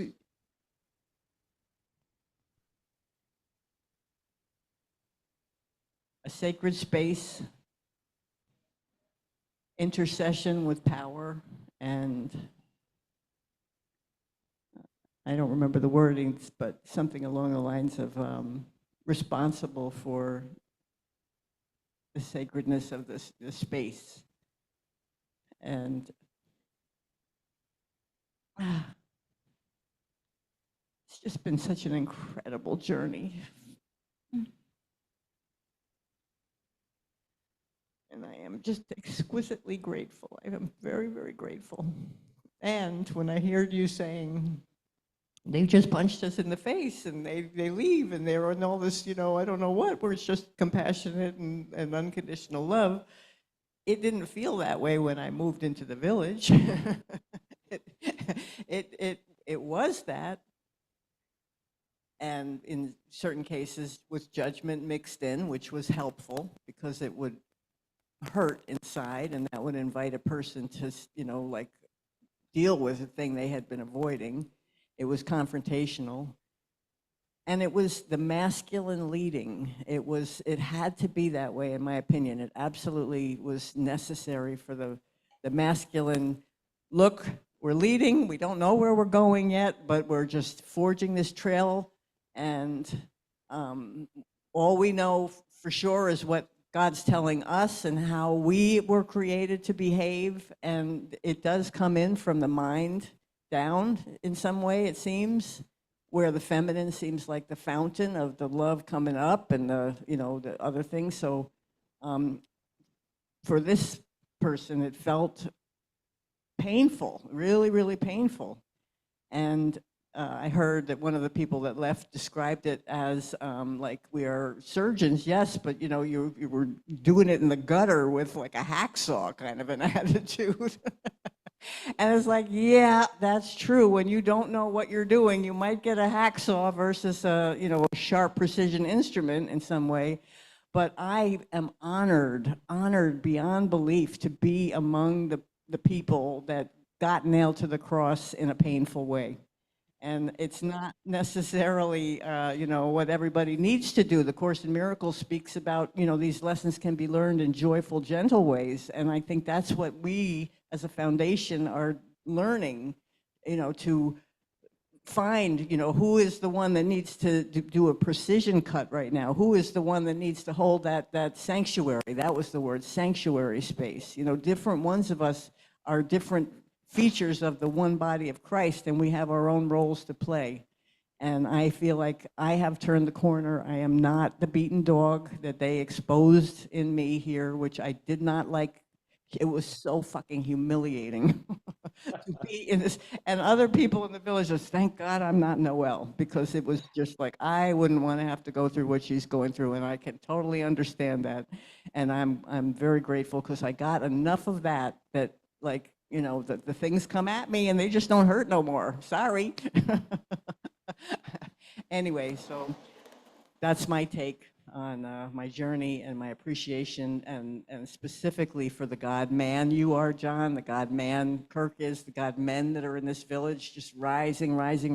And as we start to now invite the feminine forward, and she's all figuring out, how can I do this with an orientation oftentimes that's the opposite of what we do now. We were oriented to, no blame, no judgment, get your problem worked out before you, in a very masculine way. Before you bring it, clean it up, like, no, I'm a fucking crazy woman and I'm gonna scream. That's what we're supposed to do that. That's what we were made to do until all that flame and pus and everything leaves and we heal, and then it gets, then all the peace that we promised you in that declaration is available. Once we get this up and moved, we get, to take a breath because we've been seen for the truth of who we are, etc. Anyway, thank you, Mel. Thank you for being the feminine archetype that went first to the point of, almost jumping off a railing at 5 stories high. That was dramatic, but required apparently because it happened. I love you both, and I thank you both. You're welcome. Thank you, Noel. Noel's journey from people-pleasing Messiah maggot through raging titty twister. And many of you don't know that story. It's quite the story. To peaceful present. So great job, Noel. Appreciate you. You got anything? No, nothing's coming up right now. All right, let's go to Sarah Kay, the queen of gratitude. We got the queen of gratitude in the house, y'all. Come on. I'm so convicted by that today. I don't know. I don't even remember what we went over yesterday, but I was awake. I was in it all night. Like you have those moments where you wake up, but you're not awake enough to realize you're awake. And this morning I woke up and like I had just been churning all night long. And I thank you for churning up what was underneath some sort of, it's like a bog. I don't know if you've ever walked on a bog. It's thick enough moss that you can walk on water. It's insane. And it's like walking on a waterbed. And you churned a hole into my moss so that what was underneath there is coming up now. So thank you. You're welcome. I really appreciate you guys putting this together. I've been waiting a while. And I've been watching, and I've been very appreciative that you're willing to sit in your own fires. I could see it, and I was grateful for it, and I wasn't expressing pretty much anything, including my gratitudes, which I have a lot of.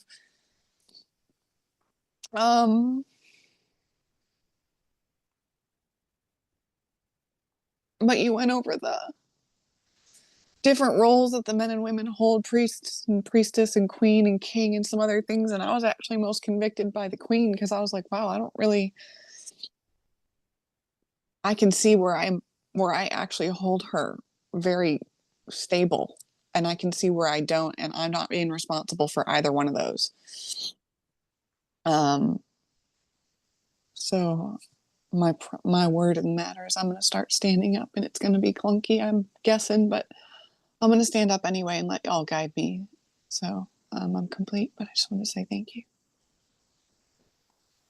You're welcome. Thank you, Sarah. Gratitude queen. All right, Yarixa, and is that Jose? I'm not sure. It's Joshua or Jose. It could be anything, but how do you say it?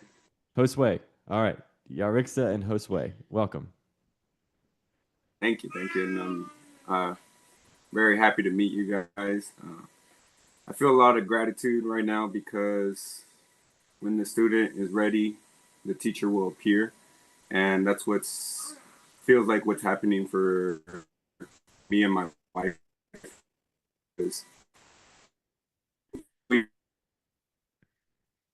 I'm going to turn your video off because it's breaking up. Transforming since we met each other 3 years ago.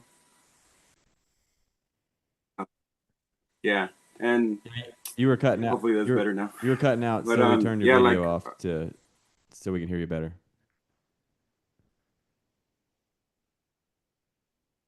Yeah, that's fine.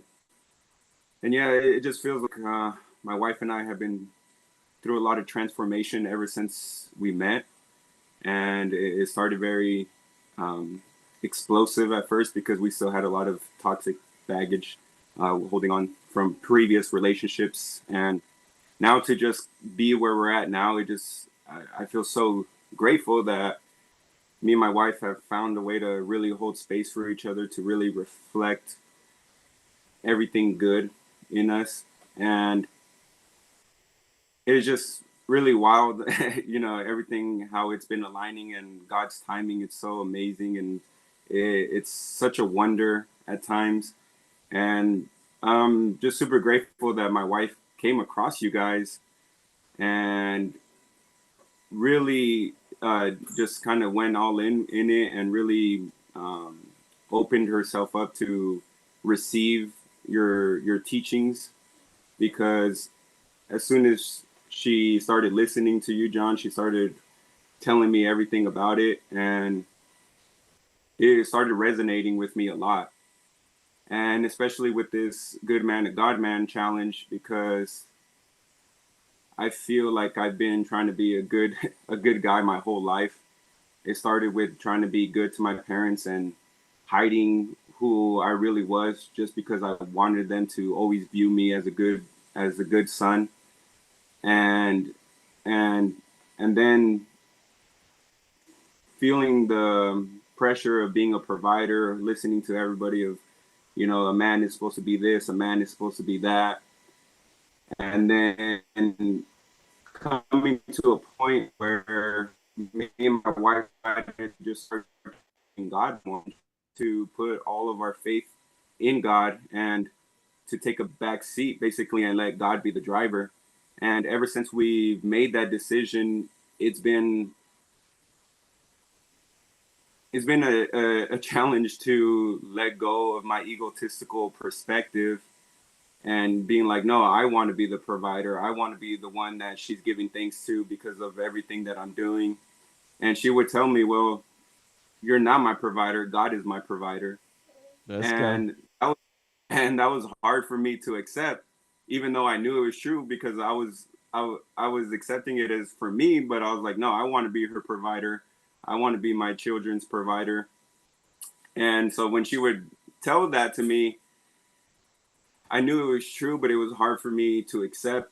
And just because of I still have that ego, I still have that perspective of looking at things a certain way and wanting to be recognized a certain way, because in these last few days from listening to your teachings,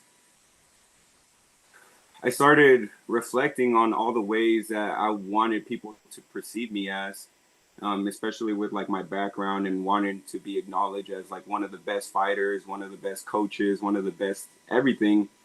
And so I'm really grateful that you have been holding up this mirror for us now, and to start realizing that we're already everything we need to be. And once we let go of all of these hats that we're wearing, then we get to really embrace who we truly are, which is godlike, which is just being Christ. And me and my wife talking about it all the time, because we always get accused of trying to be like Jesus and trying to be like God and all these things. And we're always just like, yeah, we are. Like, why aren't you guys? And it's always a challenge, because me and her reflect a lot of things to people. And sometimes we come off as being, I don't know, I guess assholes of how we come about it. But to us, we're like, well, we're just telling you the truth. Like, we love you. And yet people that we love and people that we care about, we don't even talk to them anymore, because they took it so offensively of what we were reflecting to them, that it messed up the relationship. And it sucks, because they're obviously like people that we love. But now we're realizing that, yeah, we are just reflections of each other. And then so they're showing it's not just them not being able to handle it, but it's also us. They're reflecting something back to us too. And now we're able to accept it in a way that feels right. We're able to embrace it and take responsibility of all of our actions. And it just feels so liberating.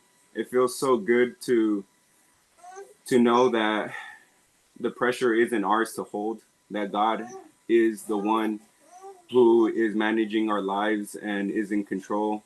And just to bring it full circle, I feel really grateful, and I know my wife does as well, to get to learn from people who are walking the path that we know we are called to walk as well. And then us being humble enough to be like, yeah, everybody comes to us because they feel like we know so much.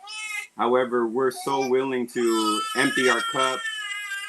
we're so willing to empty our cup and now be filled with this new wisdom that's coming into our life at the perfect time, in the perfect place, and everything is really aligning to the vision, the vision that God has. I hear life in the room. Yeah, she likes to be known that she's here. What's her But name? yes, Ilayali, Eve. Yeah, Eve. Hey, Eve. Yeah. Welcome. Welcome to the Yeah. kingdom, Eve. Nice to have you here. Welcome back. Yeah, and yeah, so it just feels really, really good to have people who are also in the remembering of our true nature, because that's where our life has been heading this whole time. And yeah, and so thank you, and I'm so glad that I decided to not work today just so I could be here, because after Wow. listening to the record, Come on. yeah, after Let's go. the record, I was like, no, I need to be present because this is profound and this is what my soul needs to hear right now. And so thank you. You're welcome. How does that feel, Yorixa? It's honestly like I always tell my husband, it's a dream come true. And he's one of, okay, so I'm crazy, right? I'm a woman, so I'm crazy. And sometimes I just get like this thing where I'm like, okay, you know what needs to happen right now? You need to quit your job and we need to go over there and just trust God. And then he's like, what? I'm like, yeah, you need to quit like right now. It's a Sunday night. And I'm like, you need to quit right now because we need to just trust God more. And then he's like, okay, but it's Sunday night, so I'll just quit tomorrow. I'm like, okay, just quit tomorrow. The next rising, he quit his job, and next thing we know, we're like, okay, so we don't have any money coming in to pay the rent, so what are we gonna do? And I'm like, we're gonna trust God. And so then next thing you know, we're moving to Arizona, back to the land where I had bought like 5 years ago.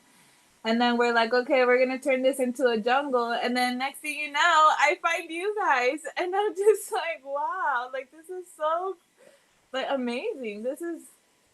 And it's all thanks to my husband also believing in me and trusting that we have to trust God more, and that we have to, like, we're on a mission here, and we're remembering. And that's also a word that keeps coming to me, and like sometimes I'll even sing it, like, remember, and I don't know what I'm remembering, but I just know that now I was remembering to be here. I was remembering that there's people who already did what we want to do, you know? I'm remembering that there's like literally, like, I could breathe better now. I could breathe better now. I could see better now. It's just, Let's go. it's amazing. Mel knows what you're talking about being able to breathe better now. She used Yeah. to have, because there's just so much energy flowing, but when you're like perceptually trapped inside of a little box that's not meant for you, it's hard to get that whole big breath in. So Yeah, exactly. And that's why I tell my husband, like, wow, I could breathe better now. And it's just amazing because I know that, like, I was really excited because we're just working on getting the bank to stop telling us lies so we can make it over there to the village. And I was excited to go because I was like, wow, like I've never thought about Costa Rica, and I've never like really saw what there is over there. And now I've been, looking at the videos over and over again of the village and even Costa Rica. But after today, I just realized how it's not Costa Rica that I'm excited to go see. I'm excited to go see the family. Let's go. Yeah, that's what it is. The family here that's it. That's where it's at. That's where it's at. The only reason Costa Rica exists is because it's the reflection of the family. And thank you for that. All right, you're welcome. Thank you both for being here. Appreciate you too, and love having you in our community. So make sure you stay plugged in. Don't get lost out there. Stay plugged in. And keep praying about it and keep daydreaming about it, and you'll be here before you know it. Yes. All right, we got Hunter and then Larry and Dragon. So let's go ahead, Hunter. Hey, bud. How you doing? Doing great. The part about Jesus going to the cross, I've heard it before, but this time it hit a lot different. I can kind of just picture, like, you know, him being, he's full of God, he's got nothing else, and to go to the cross and take our sin to be separated from God, that just hit very hard. Of him like bleeding, like sweating blood, like he loved God so much and was with God the whole time that he had to not be with God to be on the cross for all of us. That was very powerful. It just hit me. So Yeah, yeah, you're welcome. Yeah, that's the thing. I mean, it's way worse than death. yeah, Being separated from God is like death, no big deal. So what? But being separated from God, that's big deal. And the fact that he did that for love for us, you know, let's not let his pain be in vain. And the greatest gift that we can ever give to God is to receive the gift that he gave us. And you know, God is the greatest giver that's ever existed. And like the only reason he created anything was to give us everything. And all he's doing, he's just looking for somebody who is willing to receive it. It's like, come on, I got to give my kingdom to somebody. I'm looking for people that can inherit my kingdom. I'm not here to micromanage all of creation. I gave it to y'all. I made it for y'all. And who can I trust it with? And so, you know, the greatest gift that we can give to him is just open up our hearts, receive the fullness, the meek shall inherit the earth, and to just receive it.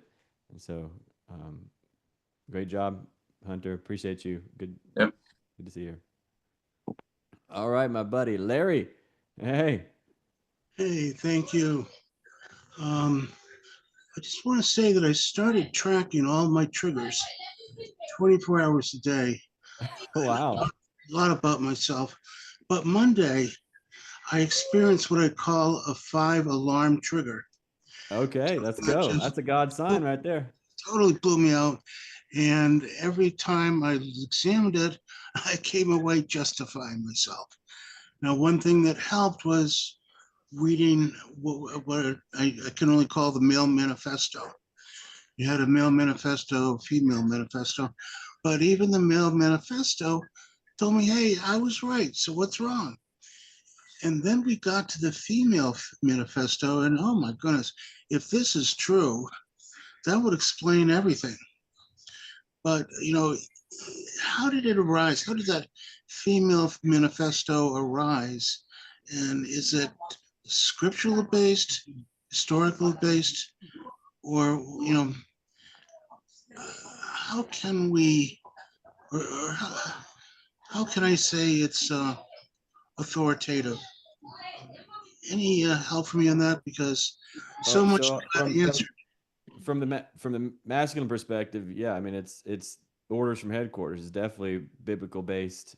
It's the divine design, and so that's the form for it, and how it arose was from within Mel, which that's her role, you know, is the feeling. So that's the feeling, and then so it's packaged. It's really what you're experiencing in that declaration is not so much a words, it's what's inside of those words. And it was the same thing with the man, because where that one came from was at the oh, our son's soul just came in.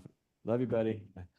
The man one came from, we were at the Remember experience, and it just came through me, and I walked the men through, you know, sharing it. But then we went for like a month or month and a half where it was like perceptually one-sided. It wasn't one-sided for me, but the people that didn't receive the giving of, because I talk about it's in giving that we receive, and giving the gift of that declaration is the receiving of it. If you're waiting for yours back, you didn't give it. And so people that didn't actually give it were like waiting for, when the women going to give theirs back? Well, you didn't ever give one. If you're waiting to get one back, you didn't give it in the first place. So but then finally it bubbled up inside of it was time. It was divine timing, and God directed Mel.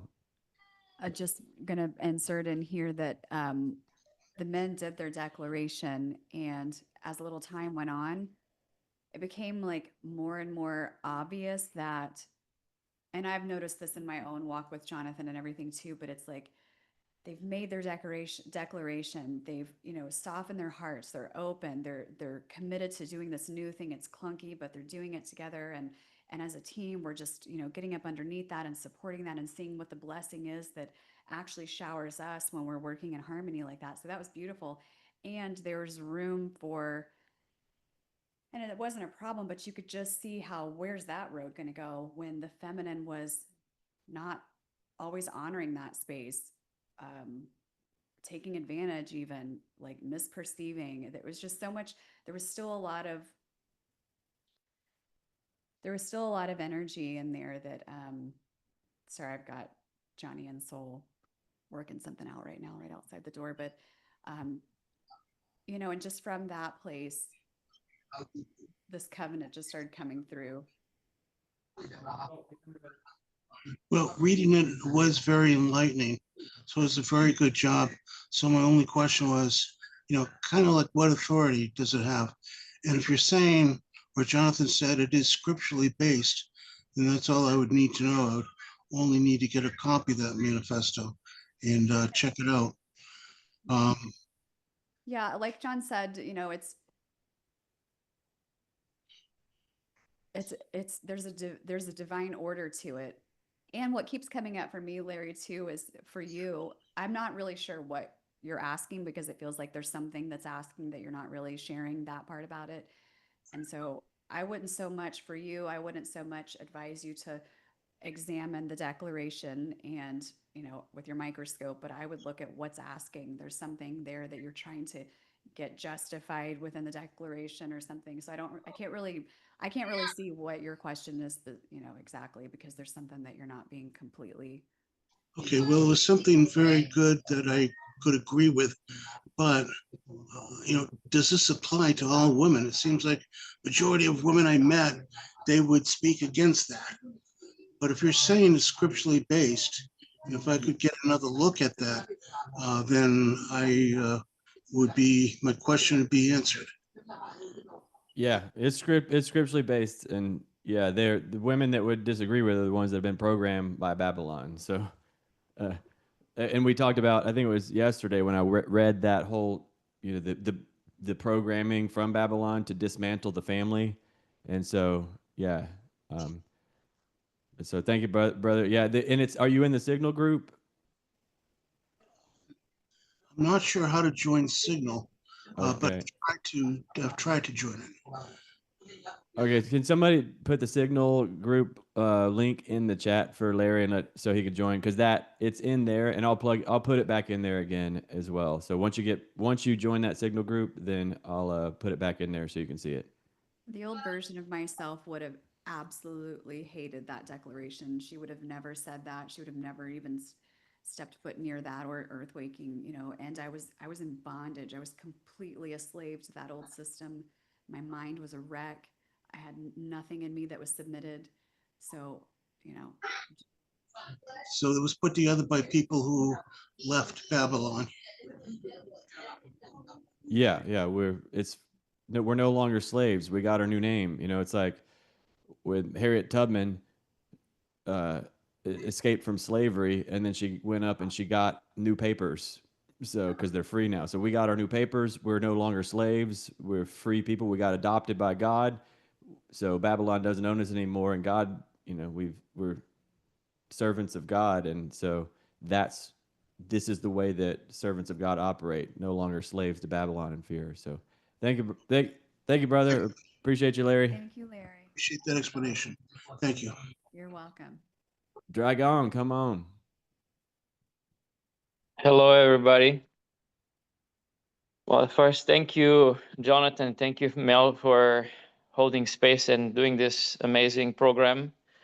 Thank you, everybody, for being here and sharing. For me, it's very helpful and beneficial when I hear other people sharing, especially those that I met when I was in there. I feel really connected with everybody I met in there. I really feel like I had met my kind of real family. It's weird, but it feels really good. And I'm having a real challenge trusting fully God, and that is exactly when I wanted to fully surrender to it. And I'm going through a big fire right now. It's just hit me. Last night I woke up around 4:30 in the morning, and I had this like unease throughout my entire body, and I went to the restroom and I purged. And it happened before to me, so it's not a new process, but like I do not know what's coming out of me. I have no idea. For me, it's hard to trust God with certain factors. Like one is that my friend met the God and he's no longer in here, and the second is stuff that is happening in this world. Like why do some people have to go as a children to like heavy abuse, sexual abuse? Why is God allowing that?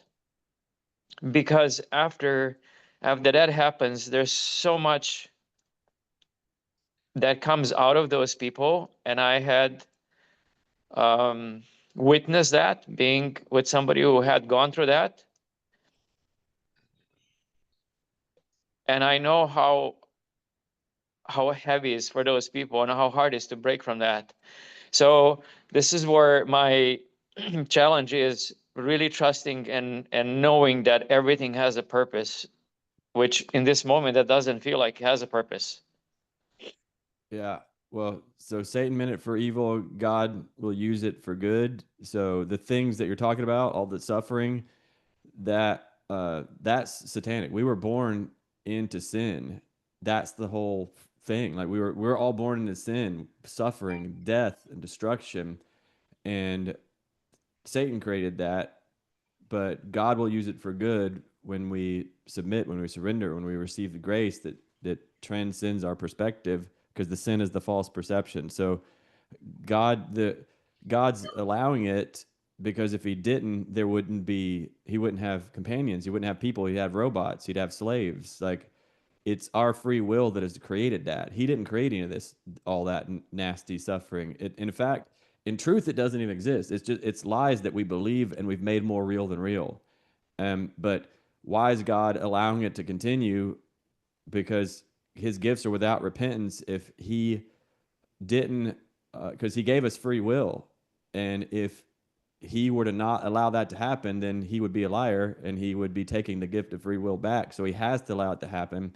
But there's an end. It's like he said, like in the book of Revelation, it shares what's coming, like where we're at right now. Like, we're in Revelation, and he says, I have to cut it short, because if I didn't, nobody would have made it. And so he's allowing it to go on because he's giving people time. Time is mercy, time for them to repent. But at some point he's drawn the line. He's like, hey, I can't give you any more time, because if I let it go any longer, nobody's going to make it.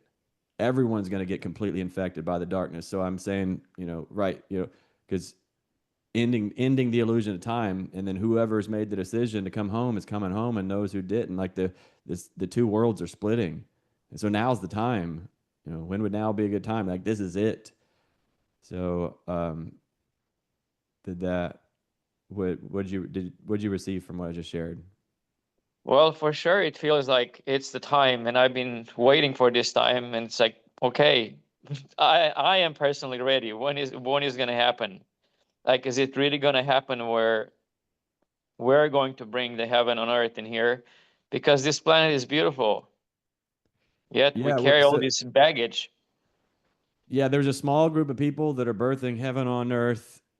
Jesus is coming back, and he's at that point, he's establishing his kingdom, and he's cleansing the sins. Like, it's anybody who's still clinging to sin, they don't exist on this planet anymore. They'll be sent off into their illusory world. Like it's an illusion, but it'll be complete disconnection from God. But that's their choice. They've decided, I don't want God. And so a complete separation. And then the children of God will inherit this kingdom, and we'll get it's a new heaven, a new earth be established here. We'll get new bodies too, glorified bodies. But all the people that have already died, they're not in their bodies anymore. They're coming back with him, like in their glorified bodies. And so we'll all be together on earth, like on it, but it's a new earth, and we'll all have glorified bodies that don't die anymore and they don't suffer anymore. That's what's, so I know it sounds weird, like it sounds all woo woo, like weird, but that's it. It's this reality. It's the truth. So how, in your vision, how is that possible? I mean, it's like, what is going to be? Are we going to transform into something else, or things are going to disappear, the bad things, or what? Yeah. Everything's going to transform. I mean, Already is. yeah, it's already transformed. I mean, just living here at the village, it's a completely different world, like completely night and day, a completely different world from the world we grew up in. And, this is even just a stepping stone, just a bridge as we prepare to receive our King as he returns for his kingdom. And, but, he's letting it go on because, like, he doesn't want to say no more. He doesn't want to, because when he draws the line, it's over for the people that didn't decide. Like that's it. And he doesn't want that. He doesn't, Jesus came for all of us. He wants all of us. So he's given us mercy, but the mercy can only last for so long, because at some point it's anti-mercy for all the people that have decided, and they're not going to make it if they just keep getting pounded by darkness for so long. Like, you can only endure for so long. So, but yeah, you're doing great, Dragon. Everything's that purging. That's great. That's all coming out. You're feeling. We're not here to feel happy. We're here to feel full. You're feeling full. You're purging. You're on the right track. Just keep, just stay. It's not even stay centered. It's just keep allowing. You're allowing yourself. Just stay in the faith. It's like, but there's more and more layers. It's like an onion, never is ending. Yeah. Right when you think that you're done, there's another layer. Yeah, we're going to the deeper layers now, and as we're getting closer to the end of Illusion of Time, it's speeding up as well. The purging is going to happen faster and faster and faster, and so that's why I say here at the village, we're preparing for peace. We're not waiting for us to get purged, like smashed to something pops out of us. We're doing it by choice and purging, refining and purifying, and it just gets brighter and brighter for the ones that are doing that. So you're doing that too. You're still out there in the world, so it's like, a different kind of experience. But the work is happening. So just keep it up. You're on the right track. He makes a Thank way. you. Have you heard he makes a way where there's no way? Have you experienced that? Yeah. I keep experiencing that over and over. Like, when it gets to this impossible thing, I keep seeing where he makes a way where there's no way. And I feel like that's relevant in your inquiry right now. And I know for myself, all that's become important to me now, after this long in the journey with John, all that I care about is communing with the Holy Spirit. And again, that sounds ridiculous to hear these words come out of my mouth because of who I was.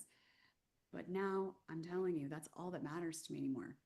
And it doesn't matter what I'm doing. It doesn't matter what my physical body is doing. It doesn't matter what I'm cleaning. It doesn't matter if I'm, what I'm doing. It's literally communing. It's bringing that inner work to the outer work. We were talking about this at the table yesterday. That's so important right now. Like, listening to him, let him purify you. If you sit with him, he's going to show you all of the things. He's going to convict you about all of the things. All right. Thank you, Dragon. Thank you. Thank you, Mel. You're welcome. All right. JB, what's up, buddy? This will be our last comment question here, and then we're gonna go into the Kingdom Covenant for anybody. Oh, go ahead. JE, can you hear me? Yeah. Hold on, Mel. Yeah, I hear you, buddy. Mel was gonna say something. Sometimes it takes a minute for the relevance of why I say something come back around. And so it just came back around, and it's because you're trying to stay focused and you're trying to let go of what the world wants from you. And it's really hard to do that when the world doesn't understand. These people in your life are ignorant to what the Holy Spirit is doing in your life. The people around you have an idea of what they believe that you should be doing with your time, what you should be doing with in your relationship. Everyone around you has their perspective of what they think and what they expect of you. And it's really hard to stop listening to that, especially when these people are so close to you and you've perceived them from this place of special relationship, whether it be your partner or your daughter or your mother or whoever it is. All of that is distracting bullshit. All of that special relationship, it's so distracting. Our job is to find him, hear him, listen to him only to be in the world and not of it. And it's so hard the closer we have these relationships to us. So we're really going to have to get disciplined. And that's just what I wanted to share that. Thank you for hearing that. Come on, that'll preach. I just started watching season 5 of The Chosen last night, and it's the point where Jesus is about to go to the cross and he's preparing for that. But there's the shift, because before the people were welcoming all the disciples in, they're like, wow, hey, miracles, and wow, a new way. But now it's the shift is now, because they're all hating Jesus. And he's like, now they're going to hate me. They're about to kill me, and they're going to hate you too because of me. And so, because that world is upside down and they're clinging, the truth has now showed up, but the lies are clinging to survive, and they're going to come at you from every angle, from everyone. And you just got to stay centered. Once you got him in you, then the world's going to come at you. But your role is to don't let it feed you and lie. You just be the truth inside of this world now. Spirit-led and spirit-fed. All right, JB, go ahead, buddy. JE, man, I just want to give some testimony and express my gratitude for the work that you're doing, and Mel. And I guess I finally came to realize, or at least I got a glimpse of it virtually, the Earth Waking Way, which is like rapid precision growth. And I guess this good man to God man framework that you've put out came to me at divine timing, because for the past year, 2 years, but especially the past year, I've just really been opening my heart to Christ and taking your advice of taking that 18-inch journey. And I tell you what, it's made a world of difference, and the fruit are so powerful, and I can finally see it. And your work, the good man to God man, because I would, I follow your work, and I've seen some of the sermons, but the good man to God man thing was like, it's almost like it was written for me, which it was written for all of us that are here right now. And it came at a time with some major trials and tribulations in my relationship. And I think were it not for this work and for a call that we had, I wouldn't have been able to receive fully what my wife was mirroring to me, which made me realize how much of a sinner I am. And to be able to immediately ask for forgiveness and be forgiven just lifted such a massive weight off my shoulders. And I'm still going through the work. But the latest thing is just to give up control to God, because that was one of the things I've identified that's caused massive pain in not only my relationship with Rebecca, but also people that are close to me that, a mutual friend of ours that I worked very closely with. It was the same sin, trying to control things. But I think it's coming full circle for me to give up that control and trust that it's in God's hands, and I can do my work through God. And yeah, man, it's just been super, super powerful. And I just really want to express my appreciation. I've been reading the scripture. I've been listening to Joyce Meyer and going to church and all this stuff. But the manner in which you communicate the gospel is it's on a whole different level of awakening. And it's extremely, extremely potent. So you say sin is missing the mark. Well, I think you're the opposite, on point, like just right there over the bullseye. So I just wanted to thank you and thank God for bringing you into my life and everything y'all are doing. And can't wait to come down to Remember Experience in August and hang out with you guys in person. So, yep. Thank you. Let's go. As Phoenix I was gonna say miracles, and then Phoenix put it at the exact same time I was thinking. So miracles. Glory be to God. Look at God is on the throne, and God is good all the time. Great job, brother. Thank you for being here. Good work. Yeah, man. All right, so let's go. I'm gonna go ahead and we're gonna go over to the Kingdom Covenant. So, if I guess I don't know. I guess I'll do an honor system or something. It's only for people who fill out the application. So if you have not filled out the application, I'm gonna put up a 5-minute timer here.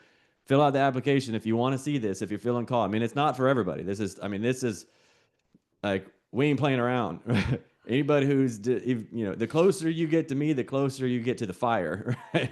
And then Mel, with the flaming fire of purification. So it's not for the faint of heart. It's for people that are making a covenant, a decision, like an eternal. Like I'm done with the bullshit. And so if you're feeling that call, like I'm ready to die to who I'm not and fully embody my true God self, who God created me and meant me to be in the first place. Then fill out that application, and then I'll share what the opportunity is. So. I guess you'll have like 5 more minutes or 5 minutes. I'll put the timer, and then again, I'll put on the honor system because we're going to use the same Zoom link. So if you don't fill out the application, I'm trusting you that you will not, that you'll not be here because it's a sacred. Like this is sacred. Everything needs to be sacred, And sacred just means it's God. It's God driven. It's God inspired. It's God designed. It's all God. So, all right. Well, love you all. I appreciate you. Thank you all for being here. Thank you for who you are. Who you are makes a difference. The world is a much better place because you exist. Thank you for being you. Thank God for you. Thank God for us. Go team. We redeeming Adam, redeeming Eve, redeeming the earth. Restoration. God's original intent, divine design. So this is the end of the 5 days of the God-Man Challenge. And then come on back here for the Kingdom Covenant in just a few minutes, and let's walk this thing out. All right, be right back. Stay plugged in. Yeah. If you're not sticking around for the Kingdom Covenant, make sure you stay plugged in. Earthbakingvillage.com. Make sure you go there to plug into our virtual village, and that stay plugged in. Yeah, there's our virtual village. We got all kinds of events and things going on all the time, so stay plugged in. And we'll be right back. Here, we'll put the link in the chat one more time in case you have not filled out the application. There you go. Fill out the application there, and we'll be right back.